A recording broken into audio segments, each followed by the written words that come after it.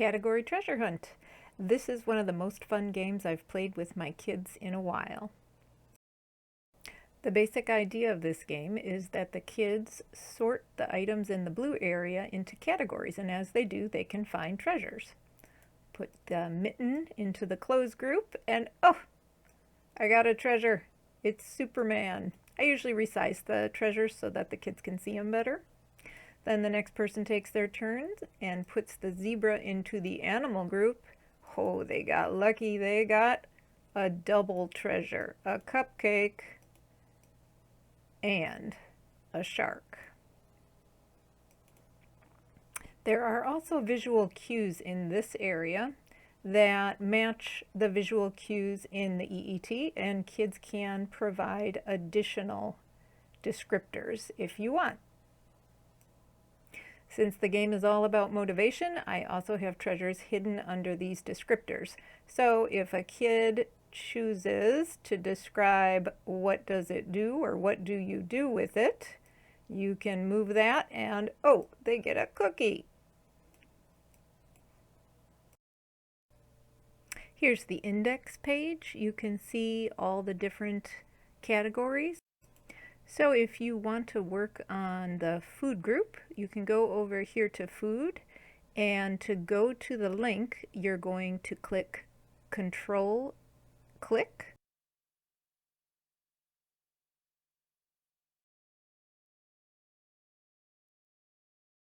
So I'm on a PC, I'm going to hit Control Click, and it brought me to the food and drink page. You can see that I need to zoom out. I'm doing that in the lower right hand corner, and there I can see my whole game board. To go back to the index, you just go to the little house icon at the bottom of each page and Control Click again, and you're back to the index. Here on the index page, you can also navigate to the treasure page. And here I have copies of all the treasures that I've included.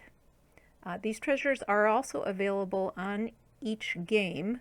They will either be pre-hidden if you choose the no prep option, or they will be on the side ready for you to hide. You can choose the treasures that you think your particular child will like the most.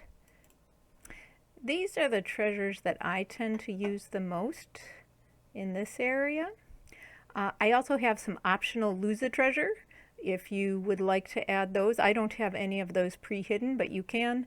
I also have some emoji treasures that I don't have pre-hidden, and some 5 and 10 point treasures that you can also use if you like. One thing that I highly recommend you do, because your kids will go nuts over it, is to take advantage of the fact that this game is completely customizable.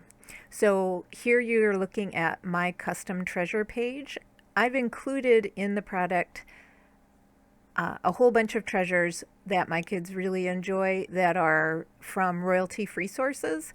However, when I play the game with them myself, I've also collected different copyrighted images that are not from royalty-free sources that they love even more. And I recommend that you collect some of these too, because it'll just make the game that much more motivating for your kiddos.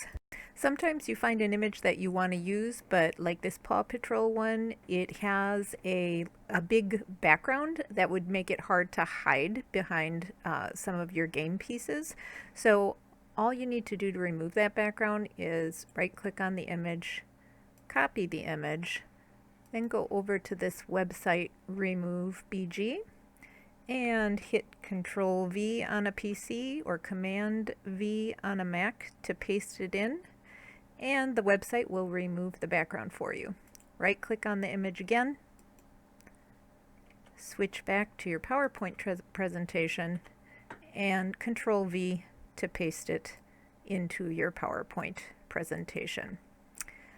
The next thing you're going to want to do is make sure when you paste it onto your game board that you hide it at the back of the presentation so that you can hide it behind the game pieces. So I'm going to show you how to do that. I've copied my little Paw Patrol guy, and I'm going to paste him onto the game board. So there he is, but you can see if I move him to the sweater, he's not hidden behind the sweater. He is on top of the sweater. To fix that, all I need to do is make sure I click onto the image, then go up here to Format, then choose Send Backward. There's two choices. One sends it a little bit backwards. That's the one that just says send backward. The other one says send to back. That's the one you want. It will make it all the way in back, so you know that it will be hidden. And now you can see the image is hidden behind my sweater. From the index page, you can also navigate to the describing symbols page. Here I have describing symbols, which go along with the EET for anyone who uses it. And there are 3 levels. This first row right here has the least amount of visual support. The next row has words on them. So it asks the kids the question, what category or group is it in? What is it made of? And then the third row is much more detailed and has a lot more visual cues to help kids in describing. I have this second row of icons already placed on each page for you to use, but you can customize it any way that you like. You can use either less visual support or more visual support. Back here on the index page, you can also see I have a group that says Build Your Own. Because I know how frustrating it is to buy a product and then it's not exactly what you want, I want you to be able to make this exactly what you want it to be. So if you click on one of the Build Your Own, you can go, I'm going to use my zooming tool again so you can see this. You can go and add whatever it is that you would like to this page. So you can add whatever categories you want. So this is 100% customizable for you.